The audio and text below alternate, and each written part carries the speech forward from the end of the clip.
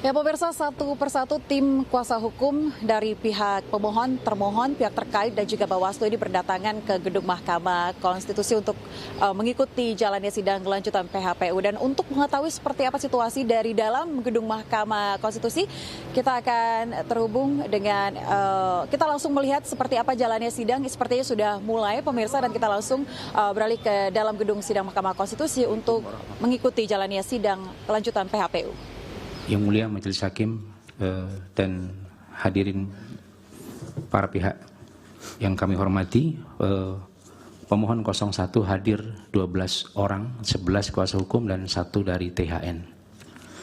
Kami perkenalkan di sebelah kiri saya rekan Bambang Wijoyanto, dilanjut rekan Refli Harun, Syahid Musyafi, kemudian di belakangnya dari THN Bapak Taufik Basyari, kemudian rekan Sugito, Yance Aswin, rekan Wakil Kamal, Anwar Syah Tarigan, Teti Diansari, Randi Maulana, dan yang terakhir Andi Putri Sekarlangit. Yang Mulia, terima kasih. Baik, Pak Heru, terima kasih.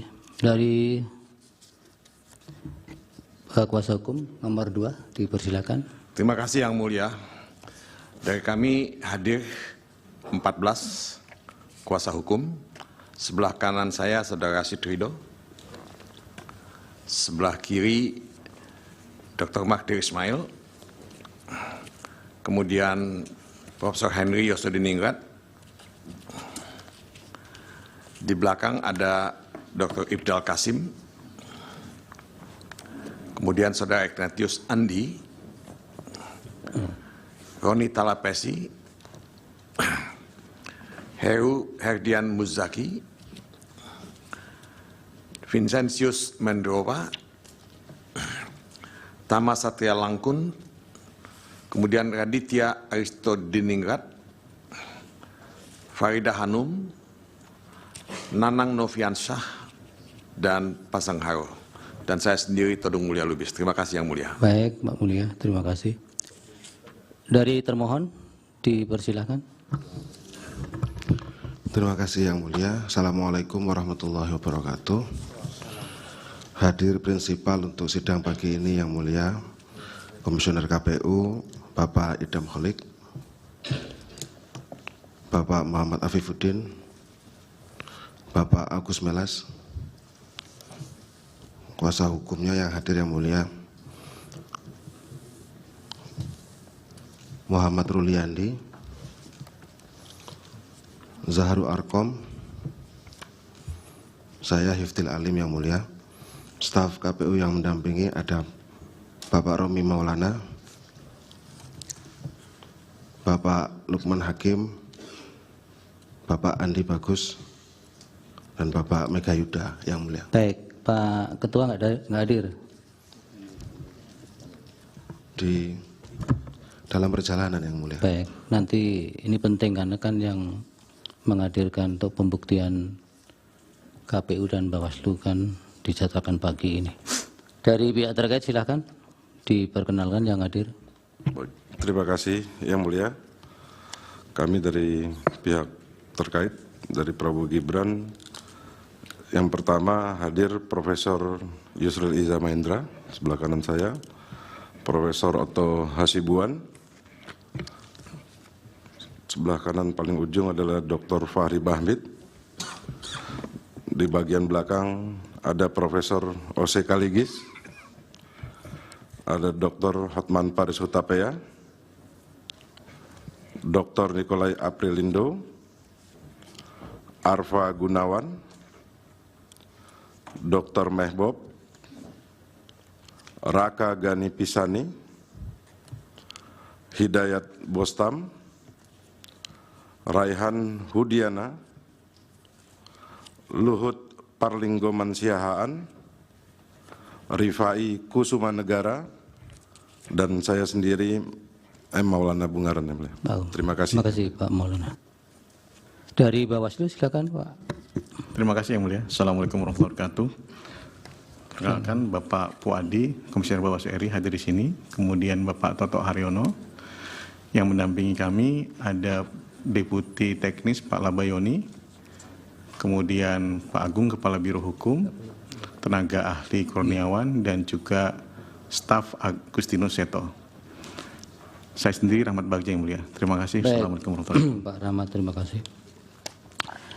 Baik, saudara-saudara, pada pagi hari ini kita akan bersama-sama untuk melaksanakan agenda persidangan pembuktian untuk termohon KPU dan Bawaslu. KPU dan Bawaslu akan mengajukan bukti saksi dan ahli. Untuk KPU 1 orang ahli, Profesor Dr. Insinyur Marsudi Wahyu Kesworo, dan 2 orang saksi, Yudhistira Dwi Wardana, Asnar ST PhD, dan yang kedua Andre Putra Hermawan ST MCS. Sedangkan untuk Bawaslu, ahlinya adalah Profesor Dr. Muhammad Al-Hamid SIP MSI. Kemudian saksinya ada 1 Iji Jailani, 2 Haridar Darmanto, 3 Nurholik, 4 Sahroji, 5 Jaki M. Jamjam, 6 Umi Iliana, dan 7 Badrul Munir. Ada 7 saksi. Betul ya dari KPU, betul ini? Gak ada perubahan Pak? Tidak ada yang mulia. Bawaslu? Baik, untuk dari saksi dari KPU, ini bukan bagian dari komisioner ataupun petugas PPS. Untuk saksi? Untuk saksi yang mulia, untuk Bapak Yudhistira bukan bagian dari KPU, untuk Bapak Andre bagian dari sekjenan yang mulia. Bukan petugas pelaksana KPPS tidak yang mulia. bukan. Kalau dari Bawaslu, ini bagian dari Bawaslu yang ada di provinsi maupun di daerah. Iya, betul yang mulia. 1 Baik. TA dan Yang mana saja ini?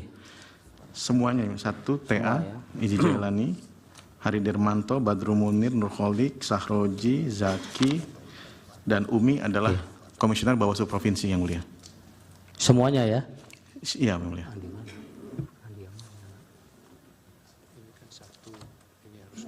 Iya. Tenaga ahli bukan anu kan ya, bukan komisioner kan? Baik. Kalau begitu yang disumpah hanya tenaga ahli untuk Bawaslu, Iji Jailani, sementara yang saksinya KPU semua disumpah, termasuk ahli dari Bawaslu maupun KPU. Jadi ada 1, 2, 3, 4, 5. Supaya diminta maju ke persidangan ke 1 Profesor Dr. Muhammad Al-Hamid, ahli, kemudian Iji Jailani, saksi dari Bawaslu, kemudian Profesor Dr. Insinyur Marsudi Wahyu, Yudhistira, dan Andre Putra Hermawan. Tolong diatur itu Bawaslu ke sini, KPU yang sebelah sini, Bawaslunya ke sana, agak ke sana, geser ke sana. Ya, ini sini untuk KPU.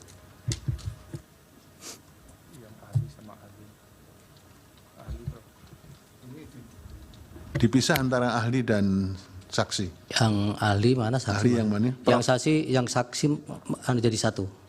Prof. Marsudi yang mana? Oke, ya dipisah. Ya. Bapak saksi kan? Ke sana nggak apa-apa karena lapasnya sama. Prof. Marsudi agak ke sini. Baik, untuk memandu lapas sumpah dimohon untuk ahli dan saksi karena agama Islam semua. Yang mulia Bapak Ridwan Mansur. Terima kasih yang mulia Ketua. Ahli dulu atau saksi dulu silahkan. Ya, untuk para ahli, ya, dan juga agak geser dulu. ya, ikuti lafaz sumpah ahli yang akan saya tuntunkan menurut agama Islam. Bismillahirrahmanirrahim.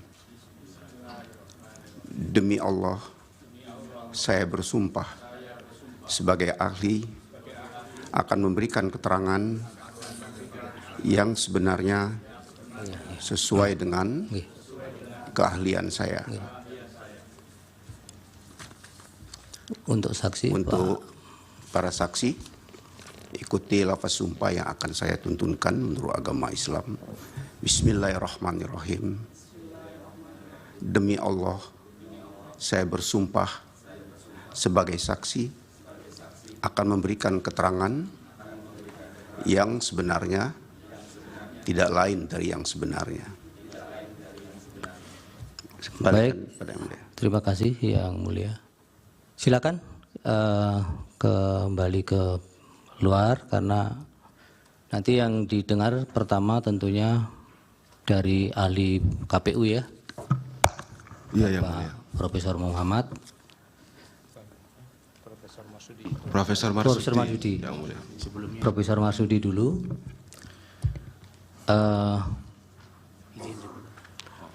Sebelum didengar keterangannya, nanti ketika memberi keterangan untuk para komisioner yang tadi memang tidak kami lakukan penyumpahan karena mereka adalah penyelenggara yang sudah melekat sumpah ketika melaksanakan tugas-tugasnya.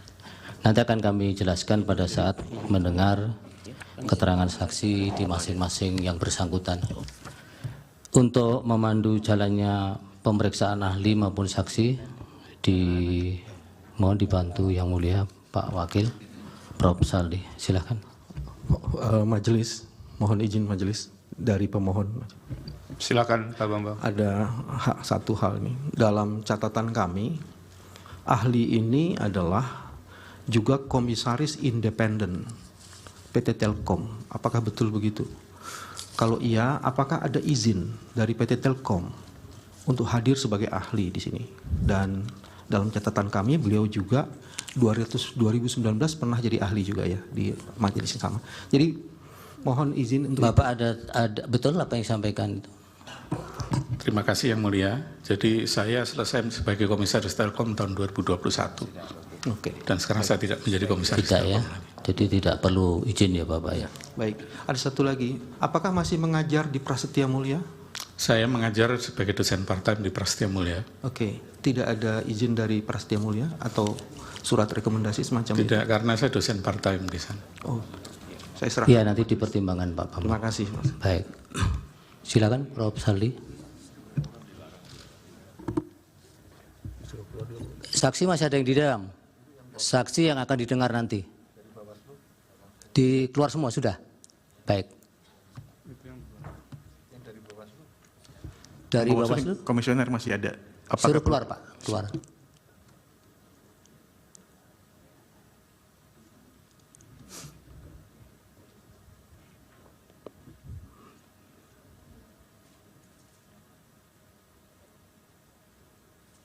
Baik, silakan Yang Mulia. Terima kasih Ketua. Prof. Marsudi, sesuai dengan ketentuan bahwa kesaksian ini akan diberikan atau keahlian ini akan diberikan dalam waktu sekitar 20 menit. Jadi presentasinya lebih kurang 10 menit, nanti ada waktu pendalaman lebih kurang 10 menit. Dipersilakan. Bismillahirrahmanirrahim. Yang saya hormati Yang Mulia Ketua dan anggota Majelis Hakim Konstitusi, yang saya hormati teman-teman dari pemohon terkait dan termohon, serta Bapak Ibu sekalian, Assalamualaikum warahmatullahi wabarakatuh. Waalaikumsalam. Perkenankan, nama saya adalah Marsudi Wahyu Kisworo, dan seperti disampaikan oleh pemohon tadi, 2019 saya juga ada di majelis ini menjadi saksi ahli waktu itu soal situng. Mungkin beberapa hakim konstitusi yang 2019 menyidang waktu itu sempat lihat saya, atau mungkin masih ingat saya begitu. Nah, Bapak Ibu sekalian dan majelis yang mulia, saya diminta oleh KPU untuk memberikan sebagai ahli, pendapat ahli mengenai Sirekap. Nah, di presentasinya bisa ditampilkan? Mohon izin menampilkan slide. Jadi Kenapa? Ini setiap tahun sejak 2004 ketika pertama kali teknologi di komputer digunakan, itu selalu sistem perhitungan suara digital itu selalu dipermasalahkan. Terakhir kemarin 2019 dan sekarang terulang lagi. Padahal kita semua tahu bahwa kalau kita lihat pada peraturan perundang-undangan bahwa suara yang sah itu adalah perhitungan suara berjenjang. Artinya apa? Ekstrimnya seandainya Sirekap itu tidak ada pun, sebetulnya tidak ada pengaruhnya terhadap perhitungan suara. Karena kita lihat dalam perhitungan suara itu seperti apa. Tapi karena sudah dipermasalahkan berbagai macam masalahnya, maka izinkan saya nanti menyampaikan apa yang saya lihat tentang Sirekap ini. Saya memang Sirekap ini tidak terlibat dalam pengembangannya, karena kalau 2019 saya hitung masih banyak terlibat, tapi 2024 saya agak agak naik gunung begitu, tidak turun gunung lagi, tapi karena masalah-masalah ini kemudian saya terpaksa untuk melihat seperti apa Sirekap itu. Nah, informasi tentang Sirekap saya lebih banyak dapatkan dari teman-teman dari developer, sehingga nanti kalau ingin tahu tentang dalamnya Sirekap, Bapak, Ibu, dan Yang Mulia bisa mendalami dari developer. Nah, Sirekap itu apa sih? Jadi saya ambil dari undang-undang, dari peraturan KPU nomor 66, sebetulnya Sirekap itu adalah sarana untuk, pertama adalah publikasi hasil perhitungan suara dan proses perhitungan suara. Jadi publikasi dari kedua hal ini, tapi serta juga alat bantu untuk rekapitulasi. Jadi dia adalah alat bantu. Nah, arsitektur Sirekap sendiri itu terdiri dari dua. Jadi yang mana dipermasalahkan nanti harus jelas. Ada dua, yang pertama Sirekap Mobile. Sirekap Mobile itu adanya di HP. Itu aplikasi yang kemarin ditampilkan itu ada semuanya Sirekap Mobile itu. Yang ada di KPPS. Jadi digunakan oleh KPPS untuk mengupload data itu adalah Sirekap Mobile. Yang ada di dalam handphone atau telepon selulernya. Karena itu ada banyak di sana. Kemudian masuk datanya ke dalam Sirekap Web. Nah, di Sirekap Web inilah kemudian data rekapitulasi dan kemudian ditampilkan di web yang sering kita lihat sebagai info pemilu 2024 itu. Artinya apa? Jadi sebetulnya flow-nya adalah data itu masuk dari Sirekap Mobile.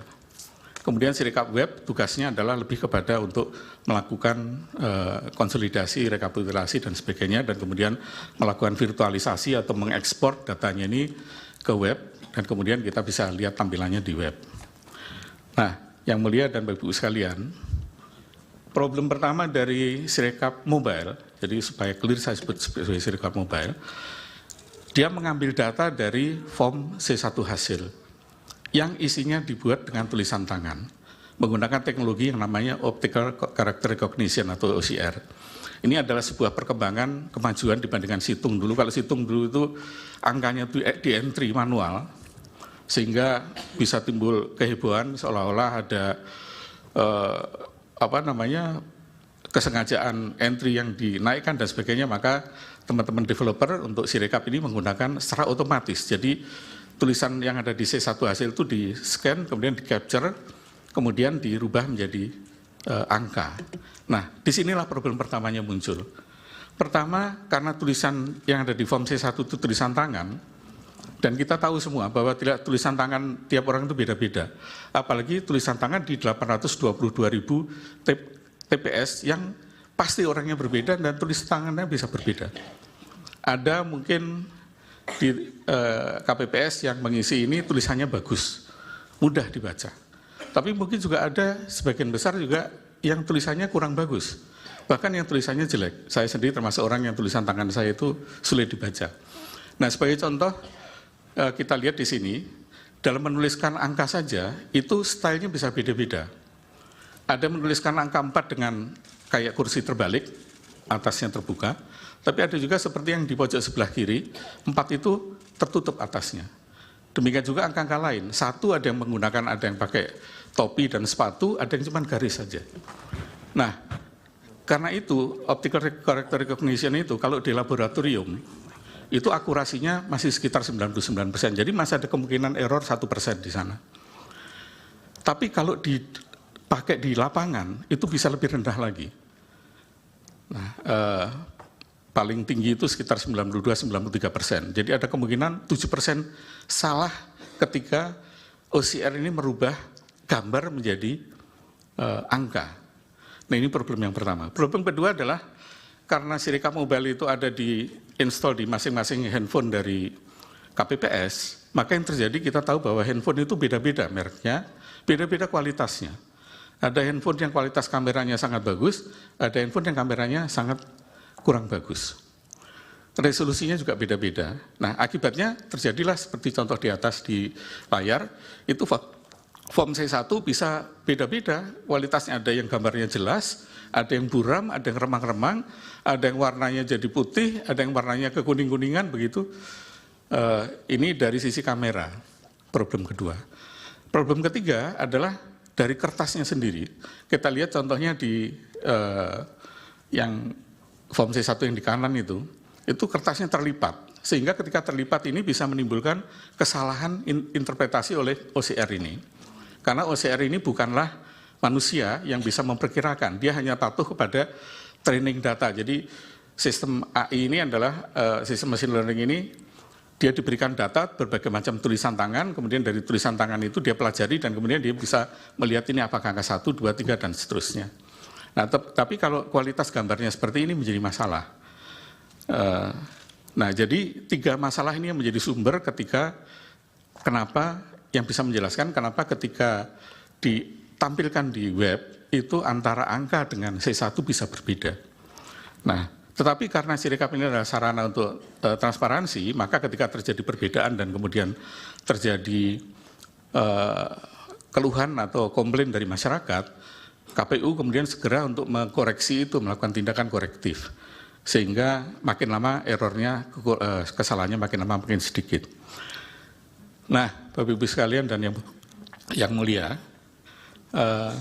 ini juga contoh masih ya. Jadi ini adalah contoh bagaimana ketika kertasnya agak miring begitu sehingga ketika di-scan itu menjadi tidak akurat angka-angkanya. Nah, tetapi kalau kemudian ada opini bahwa ada manipulasi suara dengan Sirekap, mari kita lihat hasil Sirekap dibandingkan dengan yang lainnya. Tapi sebelum ke sana, saya ingin menjelaskan bagaimana sebuah software itu di-develop. Jadi Sirekap termasuk Sirekap melalui proses seperti ini. Jadi pertama, developer itu membuat aplikasi, kemudian dilakukan testing, diuji sampai nanti software itu diyakinkan bagus, berjalan dengan baik, baru kemudian dideploy atau diinstal. Nah, diinstal inilah terjadi tadi masalah ketika HP-nya beda-beda dan sebagainya, itu kemudian bisa timbul masalah di sini. Nah, setelah diinstal baru kemudian dilakukan audit, dilihat apakah bekerja dengan baik atau tidak. Kalau suatu saat ditemukan fraud, ditemukan adanya penyimpangan atau kejahatan di sana, maka baru kemudian dilakukan namanya forensic audit. Jadi forensic audit itu ada tahapannya, tidak begitu ujuk-ujuk langsung dilakukan forensic audit. Kalau kita yakin ada kejahatan atau ada fraud di sana baru bisa dilakukan forensic audit. Sama dengan di bidang-bidang yang lain, kalau tidak ada kejahatan tidak mungkin ada audit forensik. Nah, apakah di Sirekap ada kejahatan? Saya hanya ingin menampilkan data saja, saya tidak akan banyak cerita. Saya bandingkan hasil KPU dengan yang pertama dengan lembaga hitung cepat. Kalau kita lihat di sana, lembaga hitung cepat ini, 12 lembaga hitung cepat ini, angkanya tidak berbeda jauh dengan hasil Sirekap maupun dari hasil KPU 360. Rata-rata error, kalau kita lihat di angka tadi, kalau kita rata-ratakan errornya itu hanya 0,07%. Jadi 0,1% saja tidak sampai, hanya 0,07%. Perbedaan rata-rata antara hitung cepat dengan hasil perhitungan manual. Nah, mungkin ada yang berpendapat bahwa hitung cepat itu kan sampelnya hanya 2.000 TPS. Sementara TPS kita 822.000. Apakah valid begitu? Nah, ada yang tidak percaya pada statistik, masalahnya begitu ya. Nah, saya ingin tunjukkan, kalau ini dari statistik dengan sampling, kita lihat bagaimana dengan real count yang lain. Jadi masyarakat sipil yang dipotori oleh para tokoh-tokoh, mungkin ada beberapa ada di ruangan ini, membuat berbagai macam perhitungan real paralel dengan Sirekap. Ada beberapa, lebih dari 10 kalau nggak salah, tapi saya ambil 3 saja yang besar.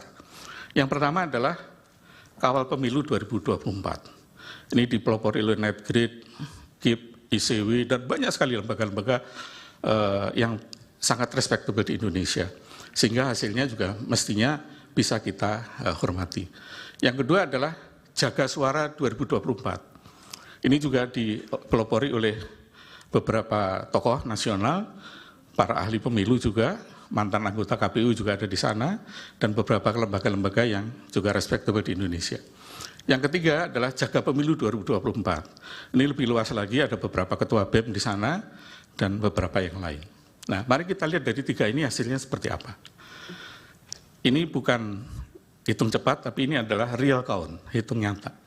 Pertama dari perbedaan antara kawal pemilu, jaga suara dengan jaga pemilu dengan KPU juga sama, tidak terlalu jauh. Yang paling tinggi di sana adalah hanya di jaga pemilu, karena jaga pemilu itu melakukan pembulatan. Jadi angka persennya itu dihilangkan komanya, dinolkan saja. Tapi kalau kita lihat perbedaannya tidak banyak. Nah, artinya apa? Kalau kita lihat, kalau tadi hitung cepat tidak dipercaya karena sampel hanya 2.200 TPS, tapi ini adalah real count, artinya perhitungan nyata yang menunjukkan bahwa hasil dari perhitungan KPU itu tidak berbeda jauh. Nah, kenapa sampai terjadi masalahnya kemudian sampai kita harus bersidang hari ini, Yang Mulia dan Bapak Ibu sekalian?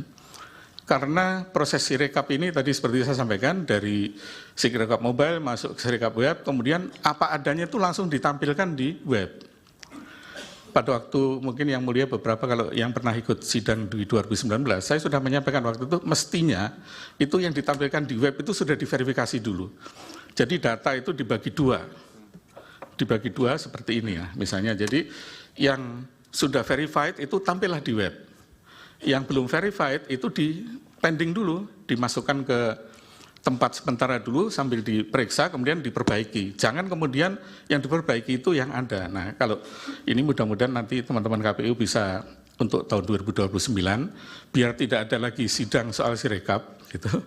Maka mudah-mudahan bisa mengimplementasikan apa yang saya sampaikan pada hari ini dan termasuk 2019 yang lain. Jadi hanya menampilkan data yang valid saja, yang belum valid ditunda dulu.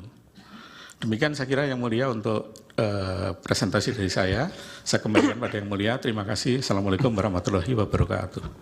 Terima kasih Prof. Marsudi. Silakan. Itu kalau di belakang nggak kelihatan ya dari depan duduknya. Bisa nggak salah satu anggota KPU-nya pindah? Iya. Yang di depan supaya Pak Marsudinya bisa duduk. Nah, kuat Pak, nanti jangan-jangan lebih awal buka puasa. Kan 2019 yang lalu kan saya cerita, saya ini praktik tai chi tiap hari, mungkin masih ingat ini ya. Dulu kan bukan bulan puasa, Prof. Sama aja, tiap minggu juga puasa. Oke, terima kasih kalau bersedia. Silahkan dari termohon mendalami ahlinya. Ringkas saja Pak Azim. Terima kasih Majelis. Ada dua pertanyaan yang kami ajukan kepada ahli Prof. Marsudi. Yang pertama, di publik dan juga kemudian diungkapkan dalam persidangan ini, saksi yang diajukan oleh pasangan calon nomor 3, sebagaimana yang kemarin menyampaikan keterangan di sini, itu dalam analisisnya terhadap apa-apa yang ada di dalam Sirekap itu menyatakan bahwa dalam beberapa waktu tertentu ketika KPU tidak menampilkan pie chart atau hasil pembacaan UCR itu dengan penjelasan bahwa sedang dilakukan koreksi, ternyata menurut saksi tersebut bahwa polanya kok sama ya perolehan suara maupun persentasenya. Jadi kemudian saksi itu berpendapat atau menyatakan bahwa ini Sirekap seolah-olah kesannya sudah dikunci untuk calon tertentu presentasinya sekian, calon tertentu presentasinya sekian. Mohon penjelasan soal ini ahli. Nah yang kedua, di Prof. dalam Marsudi bisa dicatat ya, nanti akan semuanya bertanya dulu baru Bapak Prof menjawab. Yang kedua, sebagaimana tadi dijelaskan oleh ahli bahwa salah satu hal yang berpengaruh terhadap hasil pembacaan data atau hasil foto form C hasil plano yang kemudian diunggah ke tampilan publik Sirekap dalam info pemilu itu adalah faktor kualitas penulisan di dalam formulir tersebut.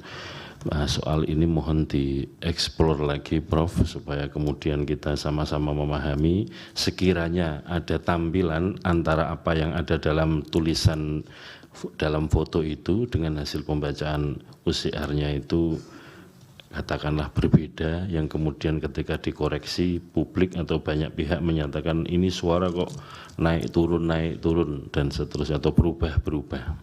Saya kira dua hal itu. Terima kasih. Terima kasih Pak Hasim. Silakan dari pemohon. Siapa yang mau mewakili? Satu Mas Bambang, yang lain Refli Harun. Silakan. Terima kasih Prof. Prayudi. Ada beberapa pertanyaan, Prof. Saya mau masuk di beberapa isu yang tadi dikemukakan. Tadi dikemukakan di bagian akhir bahwa mestinya sistem di web Sirekap itu dari mobil apps itu harus diverifikasi dulu. Begitu ya, Prof ya? Dan kalau tidak diverifikasi, maka bisa timbul banyak masalah. Terus Prof tadi mengatakan bahwa itu sebabnya untuk tahun mendatang perlu ada verifikasi. Saya berangkat dari pernyataan itu. Apakah dengan begitu dapat diberikan pandangan Sirekap ini bermasalah karena tidak ada sistem yang verifikasi itu? Satu. Kalau kemudian Sirekap ini dikonfirmasi, saya bisa tampilkan beberapa slide yang ahli kami kemukakan untuk dikonfirmasi kepada ahli ini. Silakan. Tolong di slide nomor 12. Bisa. Sambil menunggu itu saya mau mengatakan begini. Di slide yang akan saya tunjukkan nanti, ada begitu banyak TPS yang jumlah pemilihnya melebihi batas maksimal DPT. Padahal maksimal DPT-nya per TPS adalah 300. Kalau ada informasi kayak ini dan ribuan, puluhan ribu, bahkan ada ratusan ribu seperti ini, puluhan ribu yang tercatat di sini, apakah itu tidak cukup untuk dijadikan dasar untuk sampai pada kesimpulan ada fraud di situ? Itu kedua. Ada slide? Oh ya.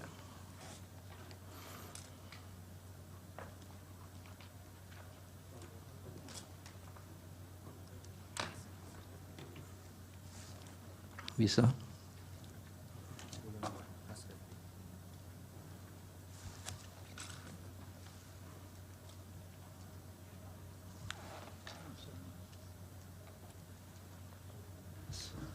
Signal sudah ada.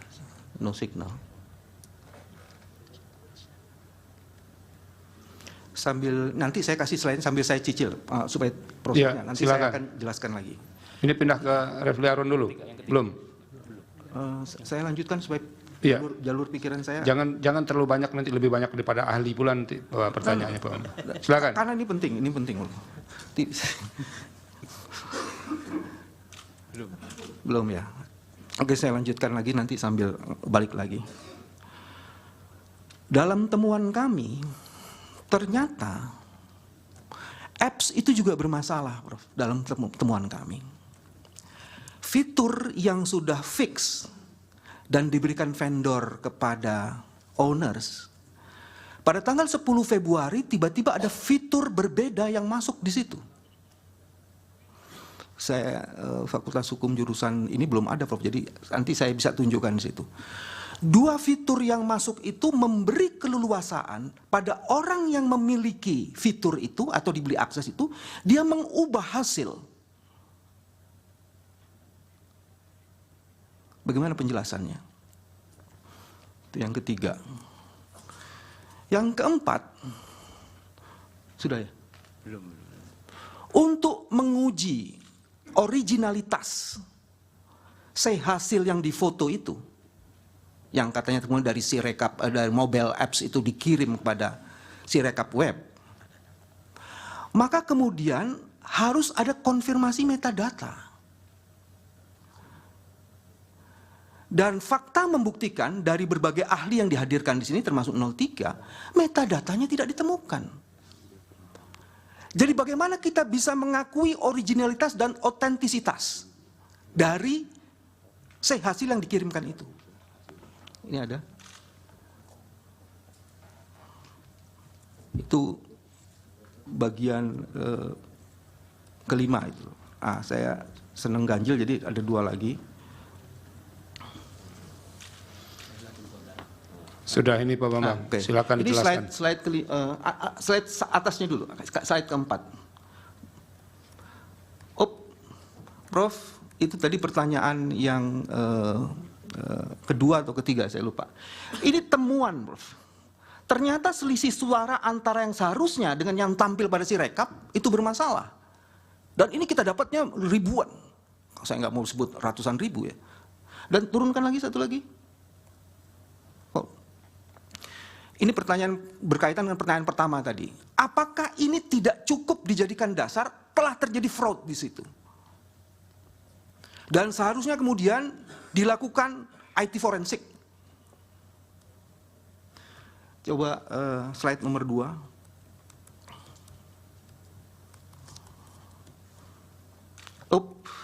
Terus. Lagi. Ini, yang atasnya lagi. Baik mobil apps maupun Sirekap seharusnya kan memiliki ini. Ahli. Keamanan data, transparansi dan akuntabilitas serta audit dan verifikasinya. Pertanyaan berkenaan dengan ini, apa pendapat ahli terhadap mobil apps dan Sirekap kita berkaitan dengan keamanan data, transparansi dan akuntabilitas dan audit dan verifikasi. Itu ada masalahnya di situ. Pak Bambang cukup ya? Karena di 7, Prof. Satu lagi berarti. Jadi nanti jatah Refli Harun jadi hilang dong. Silakan. Terima kasih. Terima kasih Yang Mulia. Sebelumnya saya minta klarifikasi ke KPU, benarkah KPU mengeluarkan keputusan KPU nomor 345 tahun 2024 yang mengecualikan Sirekap sebagai informasi publik yang tidak boleh diberikan? Silakan KPU. Diklarifikasi dulu, karena ini dapat dari sengketa informasi dari pihak yang mengajukan tiba-tiba muncul keputusan secara retroaktif. Silakan. Kami cek dulu. Ya.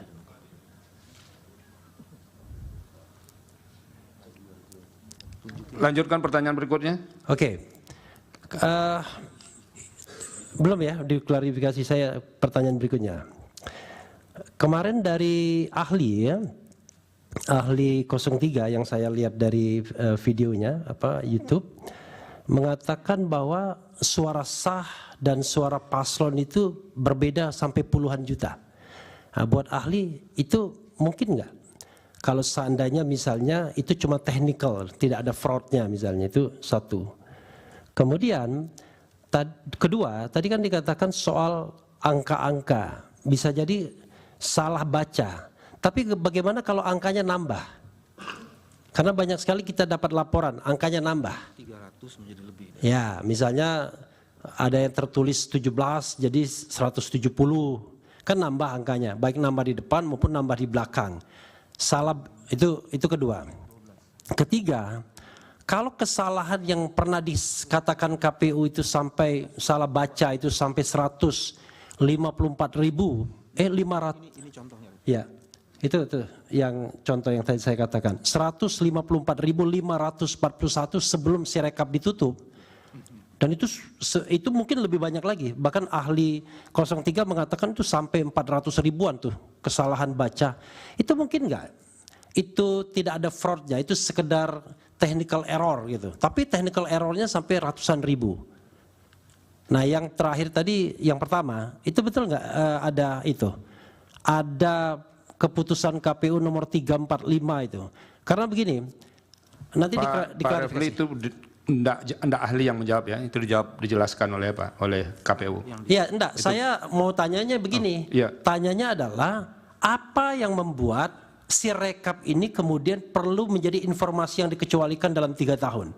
rahasia apa yang harus dijaga kalau kita kaitkan dengan transparansi publik. Jadi ahli kan tahu nih, datanya apa aja yang kemudian tiba-tiba harus dikecualikan. Itu pertanyaan saya. Cukup ya? Cukup? Ada satu lagi yang penting mungkin, Pak. Ditemukan 204 juta DPT dari black web market. Dan tidak pernah ada penjelasan dari KPU kenapa DPT itu bisa dijual di pasar gelap. Padahal KPU adalah wali datanya. Itu sejak dari DPT. Dan tidak ada pernah penjelasan mengenai itu. Oke, cukup Pak Bambang. Terima kasih. Iya. Silakan pemohon 2. Pemohon 2 akan diwakili oleh Saudara Magdir dan Saudara Henry. Silakan. Terima kasih Yang Mulia.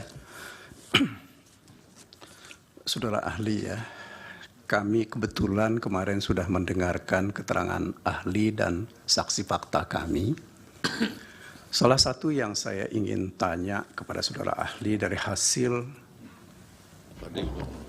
penelitian dan pembacaan terhadap dokumen-dokumen atau fakta-fakta berhubungan dengan Sirekap ini yang saudara lakukan, apakah saudara juga menemukan perubahan-perubahan data pada TPS yang tidak sedikit, kalau menurut saksi kami kemarin, itu sekitar ada yang sampai 400 ribuan TPS.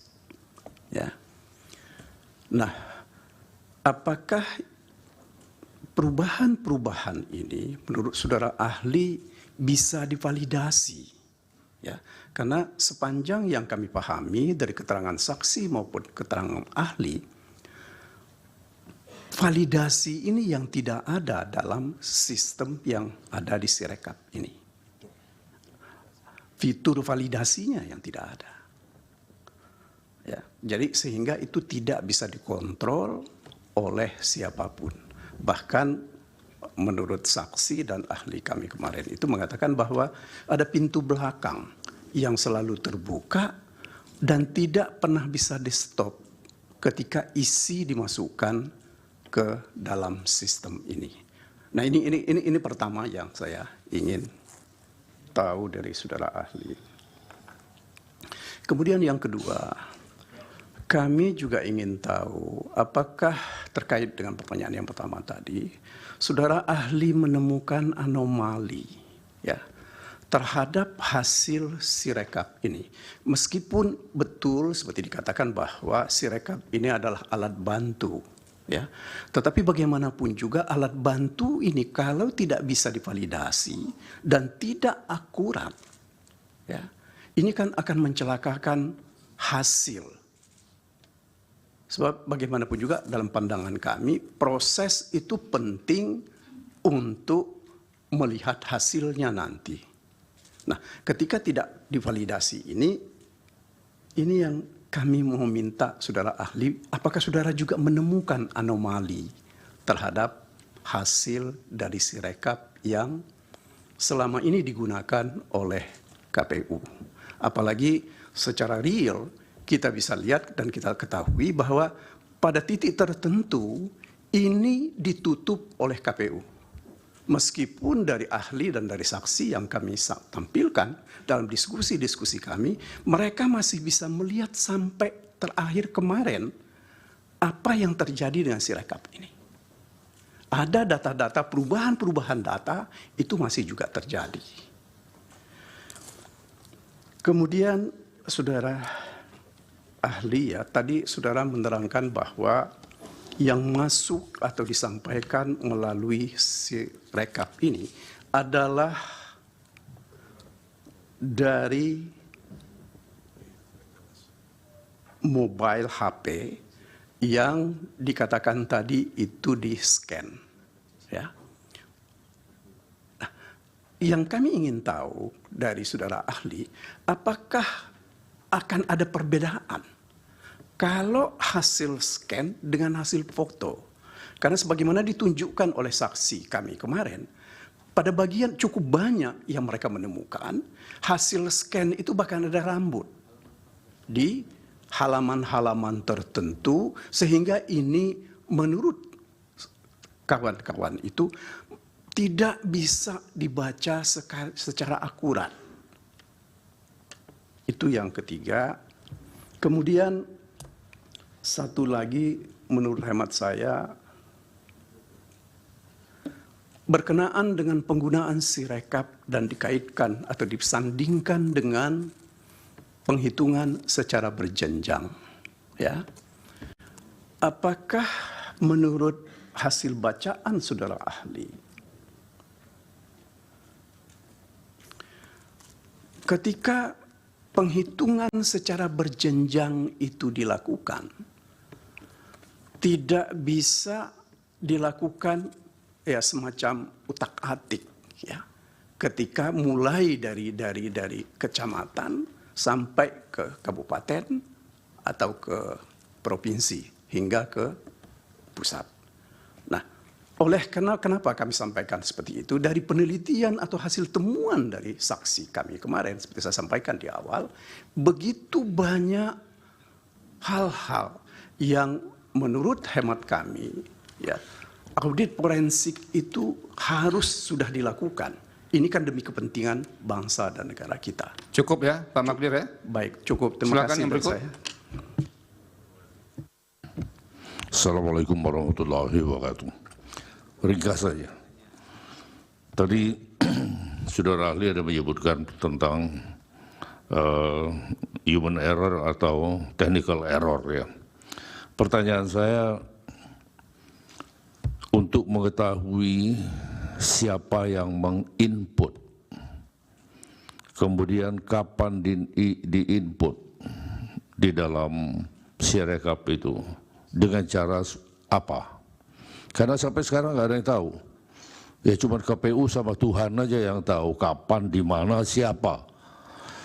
Kemudian apakah dengan dilakukan audit forensik itu akan dapat diketahui siapa yang menginput data, kapan, di mana.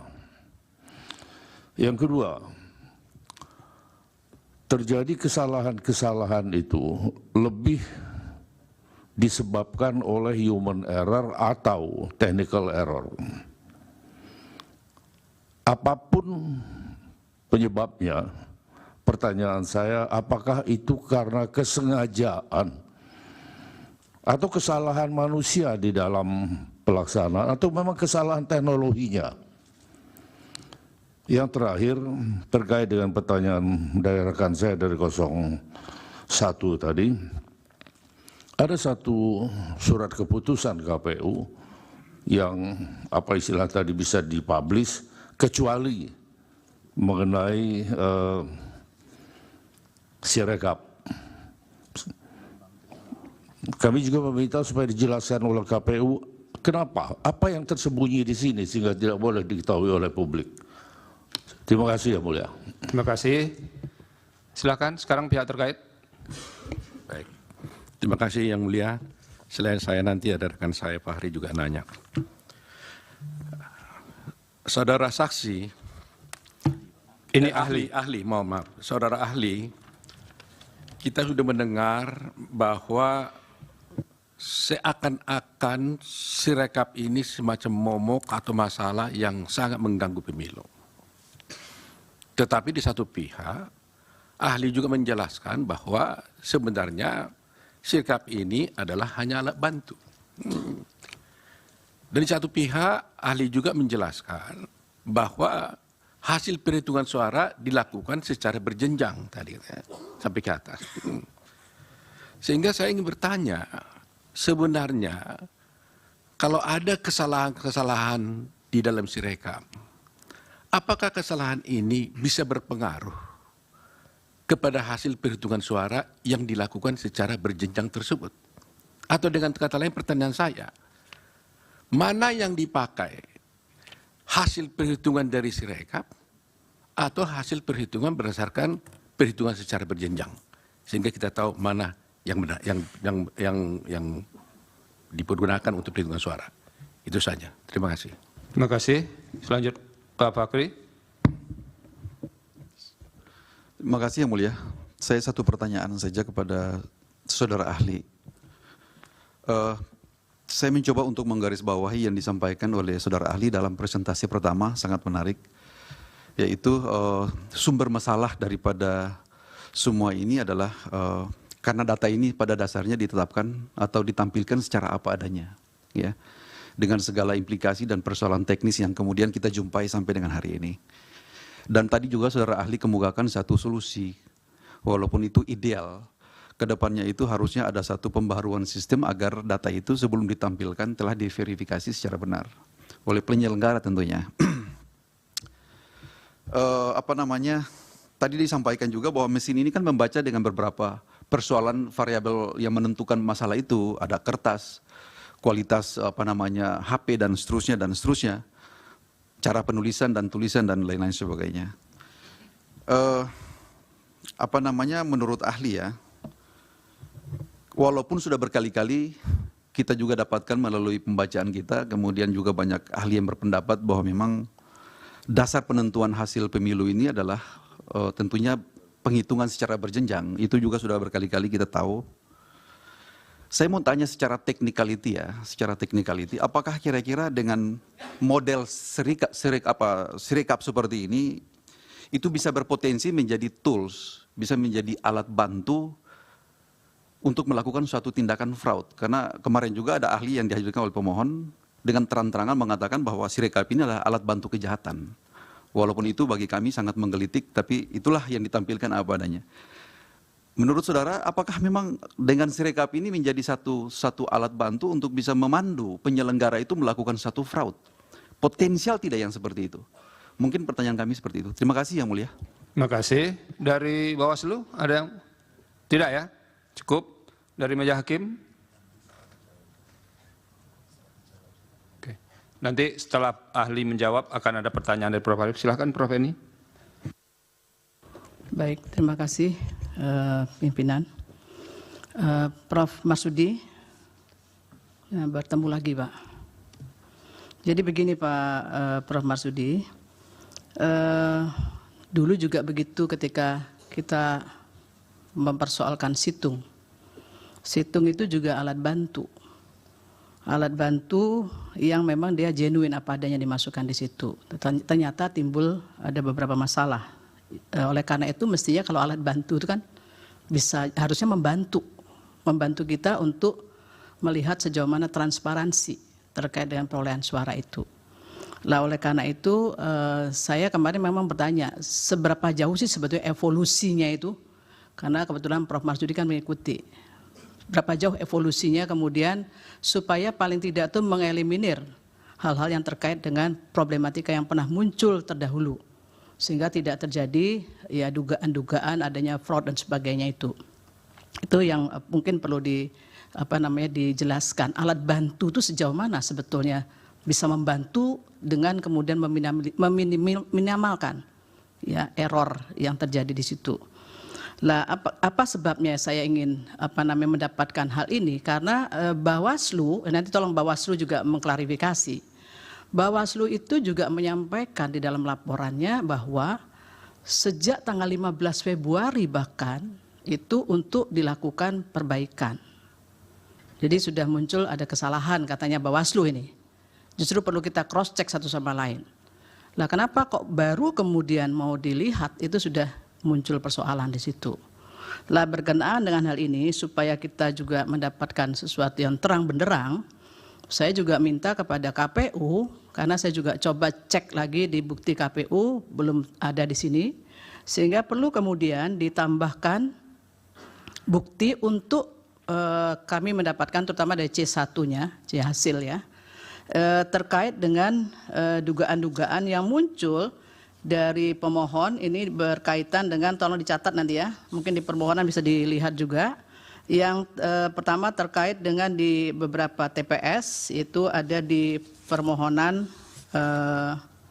halaman 134 ya, 134, kemudian sampai ke halaman 137 dari ini kebetulan saya lihat pemohon 2 ya, bukan dari permohonan yang kedua, permohonan perkara kedua ya, perkara nomor 2. Jadi ini ada TPS yang disebutkan. Ini tolong nanti berikan bukti kan supaya kita bisa cocokkan, ya. Jadi bisa terang betul Kak ini ada persoalan kemudian yang disebutkan oleh pemohon tersebut. Jadi mohon nanti bisa diuraikan lebih detail Prof. Marsudi, termasuk juga yang kemarin saya juga minta kepada Bawaslu, ya untuk dicocokkan lagi di sini.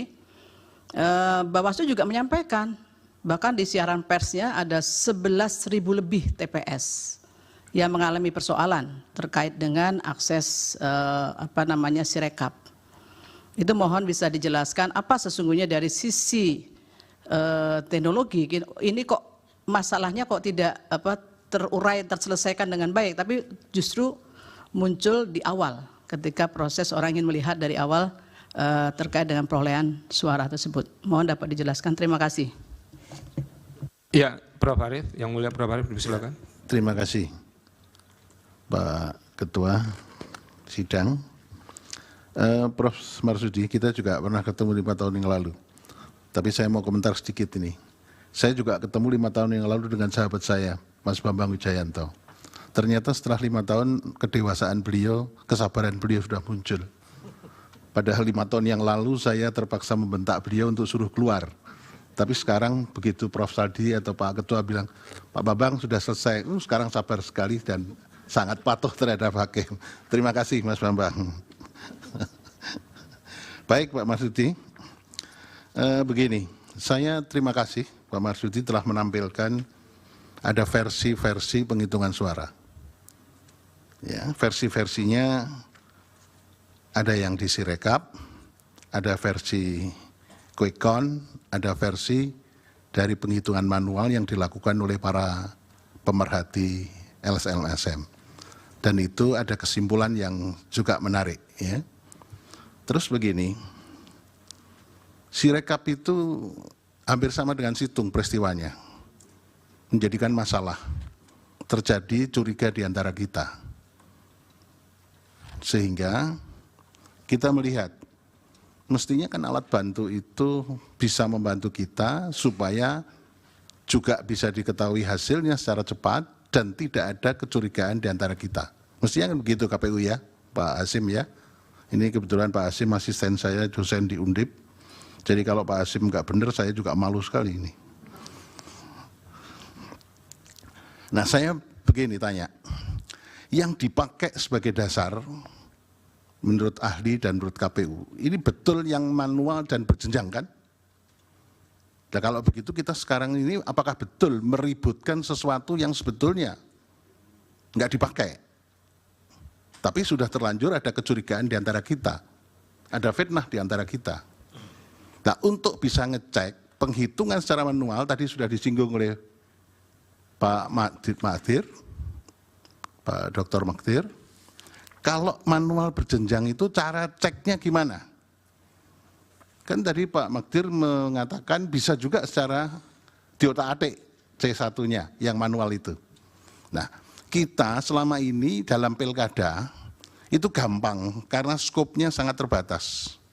Kita cek di C1 plano ya.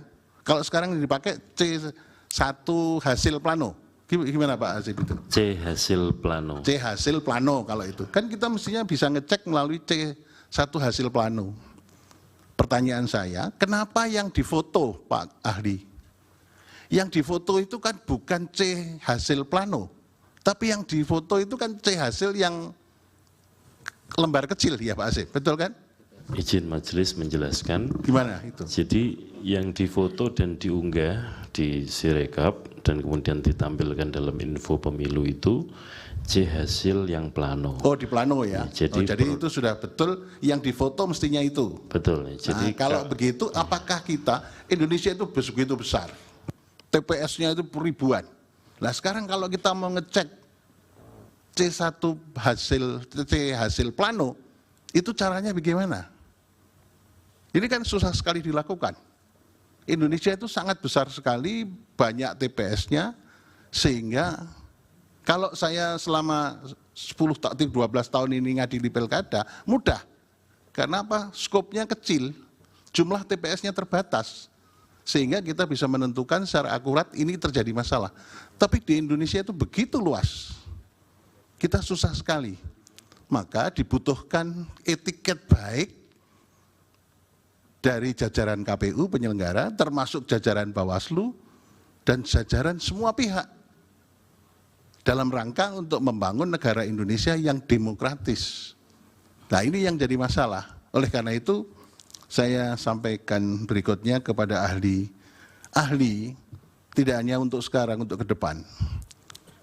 Supaya kita betul-betul bisa menghasilkan pemilu yang demokratis dalam arti memenuhi pasal 22 yang jujur, adil, fair, itu dengan menggunakan teknologi kayak begini, supaya tidak terjadi saling sengkarut di antara kita, tidak ada fitnah di antara kita, itu sistem yang harus dibangun bagaimana. Dan sistem sekarang itu bagaimana? Tadi saya senang sekali ada perbandingan-perbandingan, ternyata itu selisihnya juga tidak ada masalah dan sebagainya. Tapi ini kita semua bisa melihat bahwa ada beberapa hal yang harus diperbaiki oleh KPU. Kita harus melihat etiket baik KPU. Karena apa? Karena persoalan-persoalan yang terjadi sekarang ini itu sangat berbahaya untuk keutuhan NKRI. Karena hasil yang kayak begini. Nah, itu saya minta pendapat dari ahli, ya. Gimana caranya untuk ngecek supaya kita yakin betul bahwa C1 plano yang difoto, kemudian itu betul-betul genuine dipakai untuk menentukan pada waktu dilakukan penghitungan manual yang berjenjang. Karena bisa saja yang selama ini pengalaman kita di dalam pilkada, itu mulai dari TPS itu sudah terjadi masalah. Kemudian di PPK itu terjadi masalah. Bisa juga persoalan rekapitulasi di tingkat kabupaten kota bermasalah. Bahkan bisa juga permasalahannya terjadi di tingkat provinsi. Kalau di tingkat nasional itu relatif sudah clear. Nah, oleh karena itu gimana caranya? Ini tadi pertanyaan Pak Magdir yang sangat tajam sekali yang kita anukan. Di C1 atau C plano itu kita caranya ngeceknya gimana kalau dengan jumlah yang sangat spektakuler sebagaimana di Indonesia ini. Terima kasih. Terima kasih. Berikutnya yang mulia Bapak Suhartoyo, silakan Pak Ketua. Terima kasih Pak Wakil. Prof, saya sedikit saja Prof. Tadi kan ditampilkan juga hasil perhitungan dari NGO tadi beberapa, tadi disandingkan 3 ya. Ya setahu Prof itu mereka menggunakan sistem yang mana, apakah Sirekap itu ataukah yang berjenjang? Kemudian ataukah punya sistem sendiri mereka? Kemudian apakah juga ada gangguan-gangguan sebagaimana yang dialami oleh Sirekapnya KPU ini? Karena kan mereka variabelnya misalnya bebas, tidak kemudian berpotensi untuk diganggu oleh pihak-pihak tertentu. Itu saja sih saya. Terima kasih Pak Wakil. Terima kasih. Jadi sekarang ahli dulu, nanti kalau klarifikasi dari KPU setelah ahli ya Pak Hasim ya. Silakan ahli. Baik, terima kasih yang mulia. Yang pertama dari KPU, pertanyaan dari KPU, apakah mungkin Sirekap itu dimanipulasi atau dikunci untuk paslon tertentu? Kalau kita tidak punya akses kepada kode sumber atau source code dari program Sirekap, nggak akan bisa. Nah, yang kedua adalah bahwa tadi sudah saya tampilkan perbandingan antara Sirekap, nanti sekaligus menjawab pertanyaannya Prof. Suhartoyo tadi. Yang NGO-NGO itu juga menggunakan mekanisme mirip seperti Sirekap. Mereka juga mengupload C1, tapi mereka punya relawan-relawan, diupload ke sistem mereka, jadi mereka punya Sirekap versi mereka lah, gampangannya begitu. Tetapi kalau saya baca di media, misalnya Pak Hadar Gumai itu dengan jaga pemilunya, dia mengatakan bahwa jaga pemilu itu lebih akurat, karena apa? Karena diverifikasi.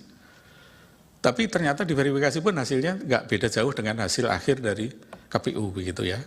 Jadi saya tidak bisa melihat bahwa itu bisa dikunci. Itu kalau dikunci berarti nanti yang paralel account yang lain dikunci juga dong, hasilnya sama kok gitu. Logikanya kan begitu. Kalau hasilnya KPU A, kemudian yang lain juga A, kalau KPU dikunci berarti ya kawal pemilu, jaga pemilu, jaga suaramu dan sebagainya juga dikunci juga, berarti kan begitu kan. Dan itu saya kira tidak mungkin karena itu di belakang mereka adalah lembaga-lembaga yang sangat kredibel dan saya lihat tokoh-tokohnya ada beberapa yang ada di ruangan ini. Nah kemudian mengenai tulisan tangan dari KPU tadi ya, jadi memang problem tulisan tangan ini kan karena menggunakan mesin di OCR dan teknologinya itu memang sudah mapan tapi belum perfect gitu, belum 100% akurat. Makanya kalau di pengalaman saya misalnya di perbankan gitu, kalau kita ngisi formulir aplikasi begitu, itu juga tidak di-entry, di-scan juga. Tetapi kemudian ketika setelah di-scan itu sebelum di-posting itu diverifikasi dulu, dicek dulu, ada nggak perbedaan-perbedaan. Kita saja mengalami misalnya kalau kita apply ke payment gateway misalnya kan kita diminta KTP gitu kan, KTP kita difoto, kadang-kadang ketika KTP kita difoto itu sistem juga ada beberapa yang error, misalnya alamatnya itu huruf I jadi angka 1 misalnya, atau huruf A jadi angka 4 misalnya. Jadi itu yang saya kira nanti harus diantisipasi kalau misalnya KPU ingin menggunakan sistem yang berdasarkan OCR, menurut saya sih bagus. Kenapa ini menghindarkan kecurigaan, kalau disitung dulu kan kecurigaannya ini operator ini curang, memasukkan datanya di markup gitu. Nah sekarang kan mesin yang melakukan atau software yang melakukan. Kita kan nggak bisa menuduh softwarenya curang begitu. Nah tetapi kita harus ingat bahwa software ini atau OCR ini belum perfect, masih ada error. Makanya tadi saya sampaikan di dalam solusi ke depan mungkin harus ada verifikasi untuk yang aneh-aneh gitu ya. Misalnya jumlah suara lebih dari 300 itu mestinya di-reject dulu, tidak langsung di-posting gitu. Kemudian dari Mas Bambang ini, dari pemohon, pertama verifikasi. Jadi kalau kita bermasalah itu mendefinisikan bermasalah itu apa? Apakah bermasalah itu menyebabkan hasilnya berbeda atau hasilnya hanya menimbulkan keributan saja? Nah, kalau menimbulkan keributan, ya saya dari situng dan sampai sekarang Sirekap mengakui jadi bahan keributan ini. Tapi keributan yang tidak ada gunanya, kita ributin pepesan kosong, uang yang dipakai penetapan pemilu di SK 360 itu dasarnya manual ya Pak Ketua ya. Itu kok yang dipakai kok. Nah, jadi bukan yang dari Sirekap gitu. Tapi kalau dikatakan, jadi kalau bermasalah dalam arti dia mempengaruhi angka, mempengaruhi suara, mempengaruhi perolehan, menurut saya tidak. Tapi membuat orang emosi dan sebagainya jadi ribut, iya gitu ya. Nah, tadi termasuk contohnya misalnya jumlah pemilih lebih dari 300 dan sebagainya. Nah kemudian masalah-masalah TPS yang bermasalah. KPU saya monitor juga setiap hari itu melakukan modifikasi, melakukan koreksi. Saya ada data nanti bisa sampaikan pada majelis setelah sidang ini. Misalnya pada tanggal 22 Februari itu saya ketika Sirekap mulai diributkan tanggal 15 tadi betul mulai ribut itu tanggal 15 ingat saya. Kemudian saya sebetulnya sudah nggak semangat itu, udah males itu ikut-ikut begini lagi gitu ya. Sudah 5 tahun yang lalu sudah usia udah cukup lah begitu ya. Jadi saya lebih sabar kayak Pak Bambang gitu ya. Jadi saya pikir ngapain ikut-ikut lagi. Tapi kemarin diminta oleh KPU, jadi saya track tuh apa yang terjadi pada tanggal 22 Februari. Memang ada waktu itu ada sekitar 12.000 kesalahan di 12.000 TPS. Tetapi kalau kita lihat angka, itu kesalahannya itu terdistribusi. Tiga-tiganya itu ada yang naik, ada yang turun. Jadi dari ada yang naik, ada yang turun itu tidak bisa saya mengatakan bahwa di situ ada algoritma atau ada JSON script yang didesain untuk membuat ini suaranya terkunci. Kenapa? Karena distribusi error ini terjadi di tiga-tiganya. Pada pasangan 01 ada yang naik di TPS tertentu, tapi ada juga yang turun. 02 juga sama, 03 juga sama. Jadi mirip seperti situng 2019, agak random ini kesalahannya. Tapi sayangnya karena waktu itu karena hanya ingin tahu aja, hanya punya data satu hari itu 22 Februari 2024. Kemudian mengenai apps, ya apps ini ada aplikasi ini yang ada di Sirekap Mobile ya. Sirekap Mobile ini saya nggak tahu apakah, mungkin saya perlu tanya kepada KPU, apakah ditaruh di publik atau tidak. Karena yang saya dengar kemarin dari video, itu katanya saksi mendapatkan apps itu dari APK Mirror. APK Mirror itu ini Pak yang mulia, Pak Ketua dan yang mulia, adalah tempat software-software bajakan yang untuk HP. Yang resmi kan kalau Android kan Google Play. Nah, APK Mirror itu software-software yang sudah dimodifikasi biasanya. Misalnya untuk langganan Netflix nggak bayar itu bisa kita download dari sana gitu. Yang sudah dimod, jadi istilahnya APK yang dimodifikasi. Nah, saya nggak tahu kalau di-download dari sana, itu mungkin harus dicek validitas dari aplikasi yang digunakan tadi. Pak, itu ahli yang mana ya Pak yang kemarin dipakai untuk itu? Ahli yang nomor 2 kemarin. Oh, ahli perkara nomor 2. Ya. Ahli perkara nomor 2. Ya, baik. Jadi dia mengatakan dia mendapatkan APK-nya karena kalau nggak salah di Amerika ya kalau nggak salah ya. Ya, dia jadi yang apa itu? Yang apa namanya? Yang direkayasa tadi apa namanya? Software-nya tadi? Aplikasi. Aplikasinya apa namanya? APK itu nama aplikasi di Android yang mulia. Jadi kalau kita install aplikasi dari Play Store itu namanya APK atau aplikasi APK gitu. Nah, itu ada situs banyak sih, bukan hanya APK Mirror. Ada banyak situs yang tempat kita bajakan-bajakan itu. Nah, salah satunya APK Mirror itu terkenal sekali untuk naruh APK yang bajakan-bajakan. Jadi kalau ada software yang di Google Play harus bayar, itu kalau didapat di APK Mirror bisa nggak bayar gitu. Termasuk ngajarin misalnya YouTube yang premium itu kita bisa download itu APK Mirror yang sudah di APK Mirror yang sudah dimodifikasi sehingga kita nggak keluar iklannya lagi di YouTube misalnya. Nah, saya harus cek dulu kalau dari APK Mirror itu harus di-compare karena saya kebetulan sering menjadi saksi ahli di beberapa kasus pidana di pengadilan umum. Itu adalah ternyata aplikasi ini diambil dari tempat-tempat yang tidak legal tadi, sudah dimodifikasi, kemudian yang install ini dirugikan. Misalnya rekening banknya dikuras atau macam-macam lah, terjadi kejahatan di sana. Kemudian dia menggugat ke developernya, tapi ternyata ketika kita sandingkan, aplikasinya sudah berubah. Nah, ini saya kira kalau dari APK Mirror itu, ini Pak Bambang ya, jadi mungkin harus ditanda tanya. Tapi kalau dapat dari KPU, itulah yang legal gitu.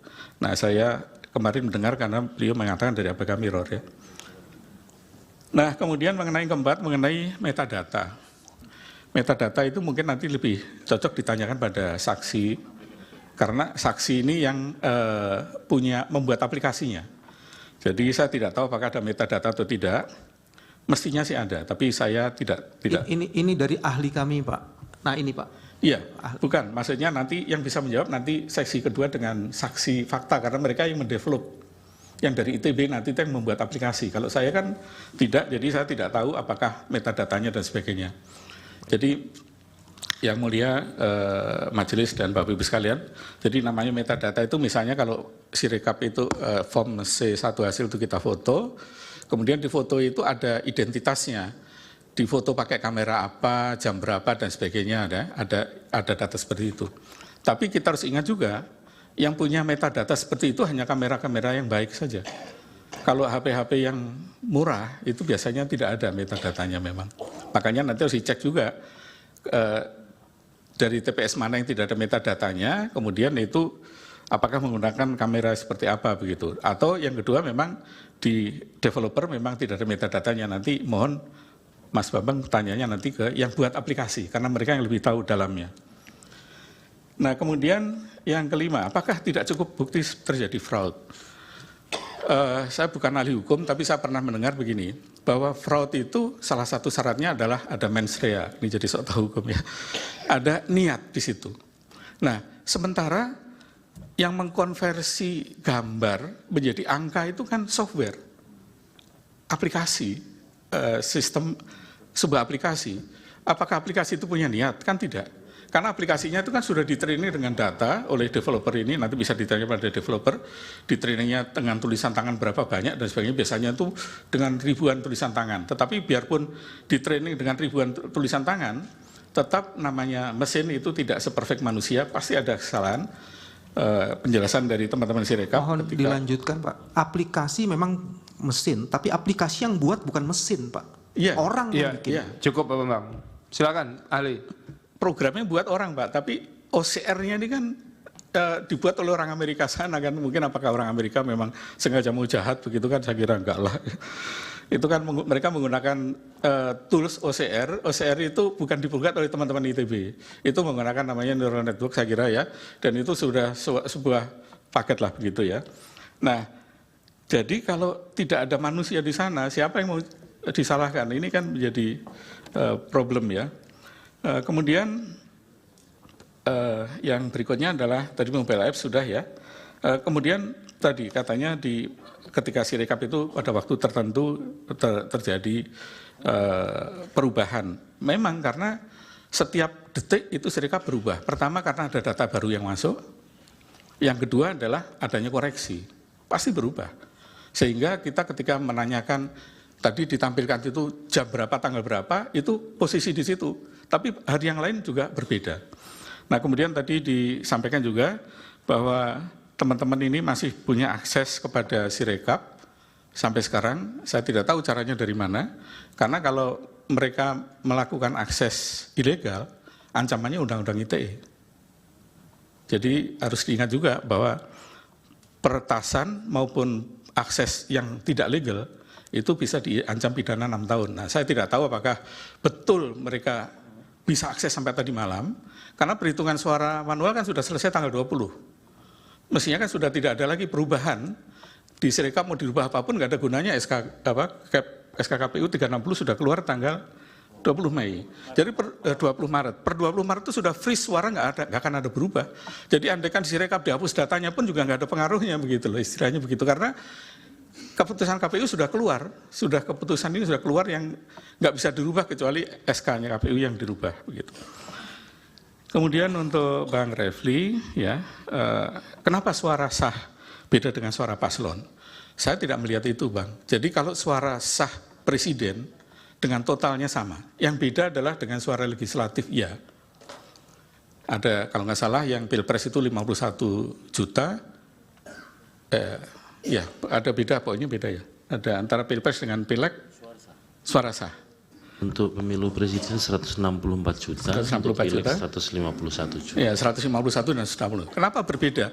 Ya kita tidak tahu, mungkin pemilih, terutama pemilih di desa ya, daripada pusing milih yang partai yang banyak itu, yang calonnya banyak, dia mungkin hanya milih pilpres saja, tapi tidak milih pileg, mungkin begitu ya.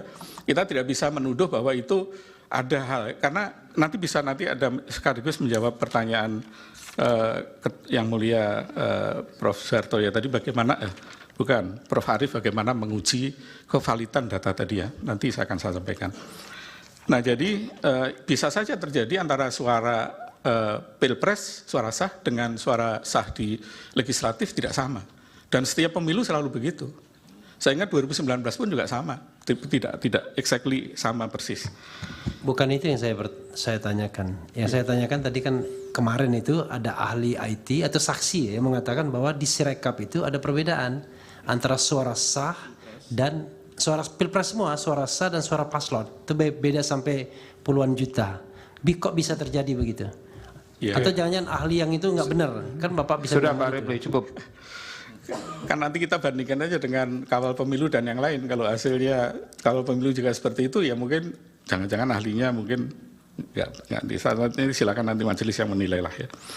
Kemudian pertanyaan berikutnya adalah angka yang ada katanya nambah terus. Seperti saya sampaikan tadi, capture saya tanggal 22 Februari itu dua-duanya mengalami. Ada yang nambah, ada yang kurang, maaf, karena salonnya tiga-tiganya mengalami kok. Jadi tidak bisa kita tuduh hanya satu saja yang bertambah, tidak. Jadi kebetulan karena mungkin saksi atau ahli dari pihak pemohon, ya yang difokuskan yang kerugiannya pemohon saja gitu ya. Tapi kalau saya karena fair-fair aja, ya saya tunjukkan bahwa tiga-tiganya memang ada yang naik, ada yang turun. Itu sejak situng dulu selalu begitu problemnya. Kemudian masalah DPT, privasi. Saya kira kita sedang membahas Sirekap, tidak membahas dalih ya, jadi saya tidak jawab, mohon maaf. Nanti mungkin kalau membahas dalih mungkin forumnya berbeda. Kemudian berikutnya ke Bang Magdir ini. Jadi perubahan data bisa divalidasi dari mana? Nah ini pertanyaan menarik ya. Jadi validasi akhir dari hasil itu adalah perhitungan suara berjenjang.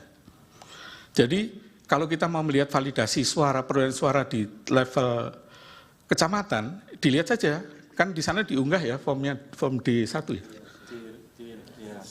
di hasil. Nah ini yang saya tidak lihat dari kemarin ditampilkan oleh saksi maupun ahli dari pihak pemohon. Ada selain C hasil, ada D. D itu yang merupakan rekap dari ini. Jadi dicek aja apakah terjadi perubahan di sana. Kalau tidak ada perubahan, berarti ya tidak ada masalah. Karena itu semua ada, kemudian ada berita acara yang ditandatangani segala ya. Jadi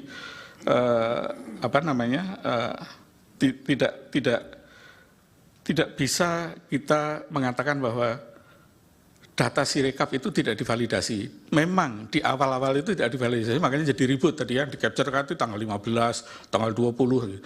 Tapi begitu cetek tanggal 20, itu sudah valid semua datanya. Karena diambil dari data manual. Jadi kalau nggak salah di Sirekap itu mekanismenya, ketika terjadi pleno manual, maka hasil pleno itulah yang kemudian dimasukkan ke Sirekap untuk mengkoreksi data Sirekap. Gitu ya Pak Ketua ya. Jadi setelah pleno, data Sirekap pasti sama dengan data perhitungan manual. Tidak akan ada beda. Karena pleno itu mengupdate data tadi. Data Sirekap boleh salah, tapi ketika setelah pleno diupdate, jadi itulah yang benar dalam arti legal karena ditandatangani oleh semua saksi kan. Soal nanti ada manipulasi itu kan masing-masing lah kita tahu lah. Tapi saksi yang semua tanda tangan di sana. Jadi form D itu adalah D hasil itu adalah sah karena apa? Disaksikan oleh semua peserta pleno.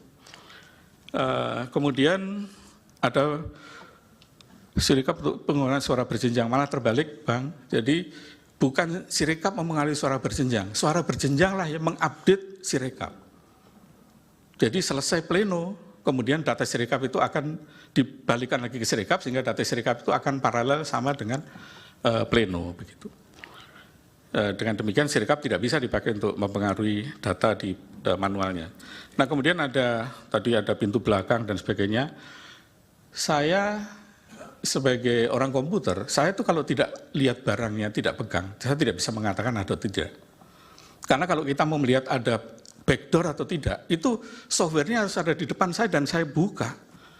Kalau saya hanya membayangkan saja, itu namanya mengarang bebas itu. Mengarang bebas ini nanti begini, nanti begini, nanti begini, itu kan karangan.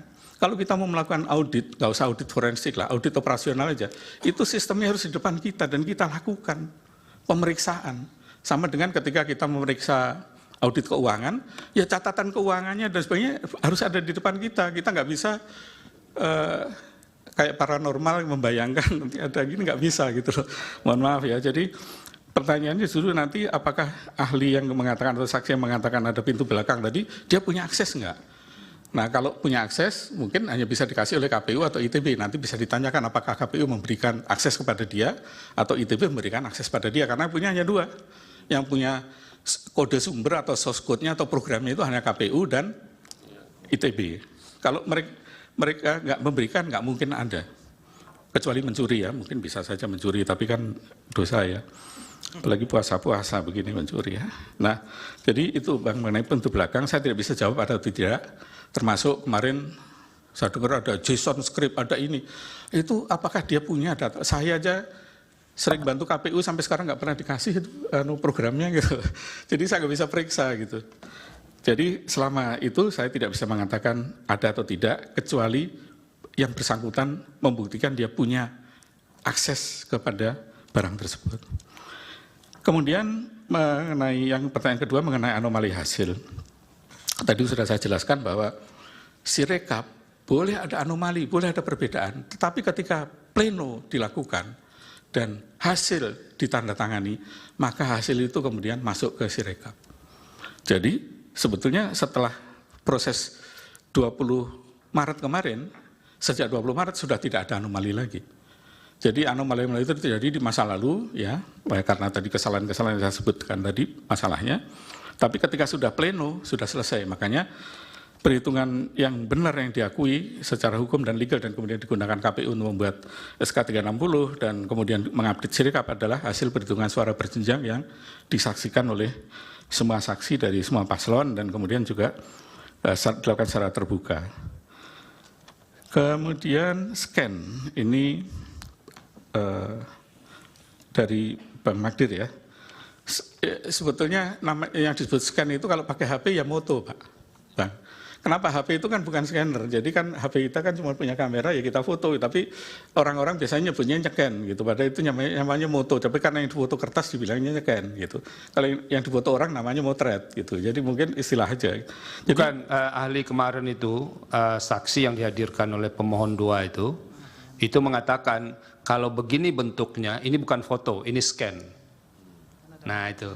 Ada yang foto, dia katakan beda kalau foto dengan scan katanya. Nah itu ada dampaknya nggak untuk software yang Sirekap ini? Malah kalau pakai scanner semua akan hasilnya sangat akurat. Tapi scanner itu sangat mahal. Satu scanner aja harganya bisa puluhan juta ya. Tahun berapa itu KPU pernah pakai scanner ya? Oke, jadi itu lanjutkan Ali. Jadi akan jauh lebih bagus justru kalau kita pakai scan. Saya akan sebentar Pak Ahli. Iya. Ini kita wilayah Indonesia begitu luas. Iya. Ini persoalan masalah scan dan foto melalui handphone. Pak Azim, apakah betul seluruh TPS itu ada yang punya scan? Apakah betul seluruh TPS itu punya handphone untuk memfoto? Apakah seluruh Indonesia ada sinyal bisa mengirim foto pada seketika? Apakah ini tidak menimbulkan permasalahan-permasalahan di lapangan? Terima kasih majelis. Yang pertama bahwa handphone itu partisipasi dari anggota KPPS. Jadi handphone tidak disediakan oleh KPU. Jadi tidak kemudian semua mereknya sama, speknya sama, tetapi ya, ada. Saya ingin persoalkan apakah di seluruh wilayah Indonesia TPS-nya termasuk di pegunungan Papua atau di Kalimantan atau di mana semua TPS sudah ada handphonenya, meskipun itu partisipasi anggota.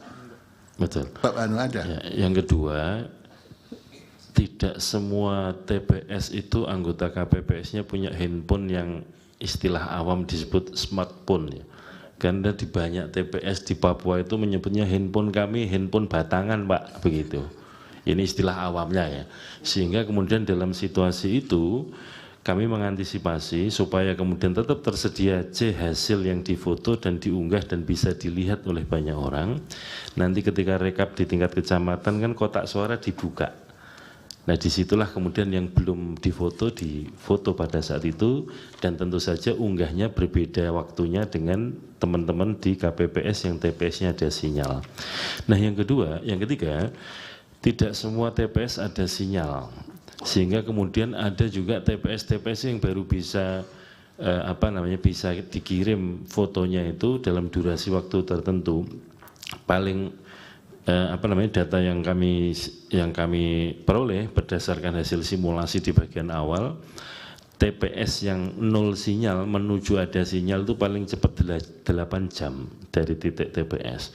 Kemudian yang paling lama sekitar 15 jam. Artinya 8-15 jam itu durasi waktu tidak ada sinyal menuju tempat yang ada sinyal.